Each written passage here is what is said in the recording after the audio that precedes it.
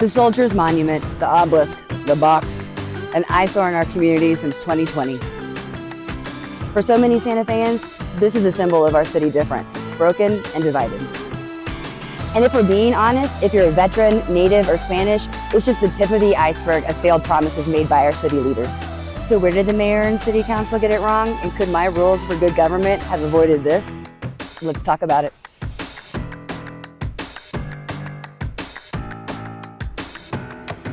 Issues with the Soldiers' Monument had existed since it was gifted to Santa Fe in 1867, but it wasn't until recently when failed leadership and bad government created an unavoidable situation.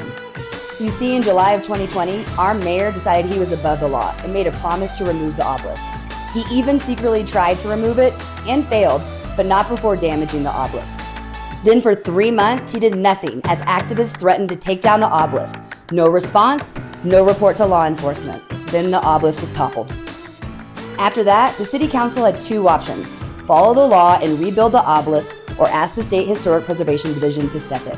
But after nearly a year of silence and a lawsuit for failure to rebuild, our city councilors decided to spend hundreds of thousands of dollars on the chart process.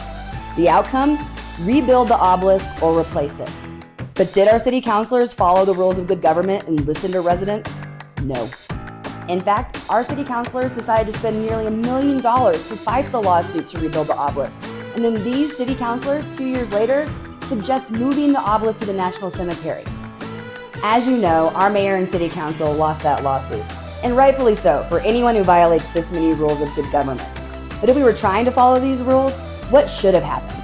At a minimum, our mayor could have gotten law enforcement involved, or started the chart process well before tolerating acts of destruction. Would our obelisk still be standing? I don't know. But here's what I do know. My rules for good government definitely would have solved the turmoil that followed and the waste of taxpayer dollars over the last 4 years. I'll leave you with this final thought. In a community where so many feel displaced and erased, our elected leaders should be finding permanent and public ways to tell the real history of the city different. Not hide it away or pretend the mistrust of government or generations of trauma are a thing of the past. Talk soon.